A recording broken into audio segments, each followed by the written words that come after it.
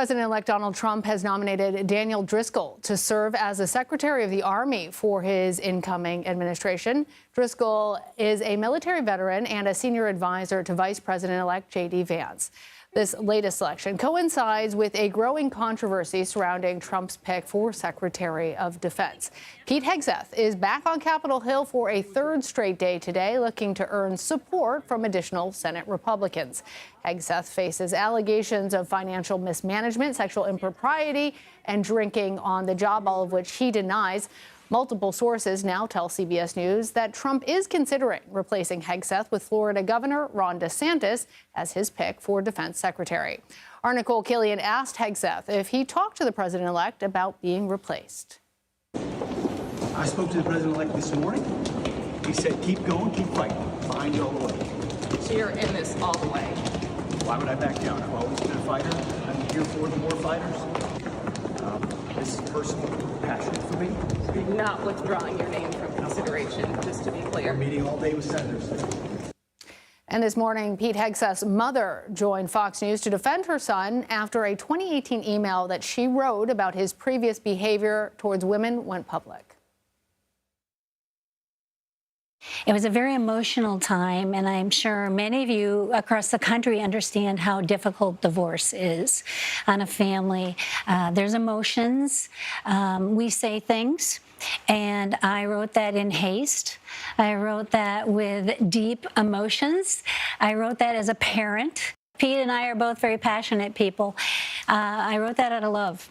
And about 2 hours later, I retracted it with an apology email.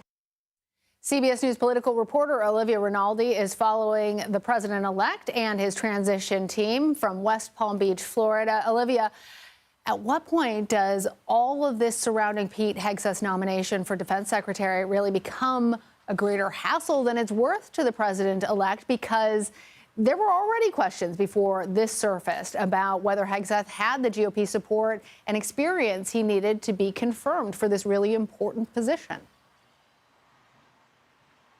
Yeah, you know what, Lana, it's a really great question. At what point is this worth spending political capital on to get Pete Hegseth confirmed? And we do know from our Ed O'Keefe and other reporters that if the vote were held today, Hegseth does not have the numbers, would not have the numbers to get confirmed. He would need all of the Republican senators to hold tight, only sparing about 2, but it seems like there are about 4 Republicans that are wishy-washy on confirming him, which would mean that he would not get that.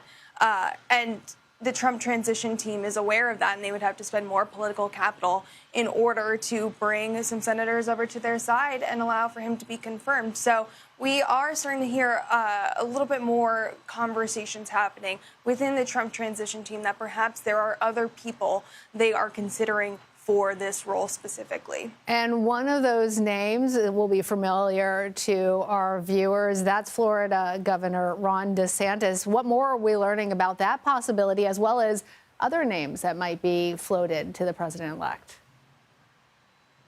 Yeah, Lana, a little surprising to hear Florida Governor Ron DeSantis, just given how negative the relationship between the two Republican leaders was during the Republican primary. Trump relentlessly attacked the governor. Now, they patched up that relationship after he became the Republican nominee over the summer. DeSantis pledged that he would help Trump in any way possible to get him elected. Now that he is elected, we saw the two of them yesterday at a funeral here in Palm Beach. It was the first time we'd seen them in public together in quite some time. So it was interesting to see right after that we started hearing DeSantis' name as potentially the replacement for Secretary of Defense. Now, some allies and aides that I've talked to who are very familiar with DeSantis and his camp are a little shocked by his name being raised for this, but they point to his military background as a reason why this could be a reason why he's picked. Also, someone else's name that we're hearing is Senator Joni Ernst of Iowa. She serves on the Armed Forces Committee. She is a veteran. She is someone who has expressed interest in this in the past. People within her camp are telling us that there's no conversations, nothing's on the table, but it's a very prestigious appointment to be the Secretary of Defense. It's hard to see anyone really turning that down. So a lot of development over the next couple of days, especially in the last few hours. We'll be watching to see as Hegseth continues on Capitol Hill whether or not he has that support and what the next steps are that the Trump transition team could take. Really interesting, those names. We know that Ernst has been a supporter of Trump in the past. Let's talk about the president-elect's pick to lead the Drug Enforcement Agency, the DEA. He has withdrawn his name from consideration. What more do we know about this?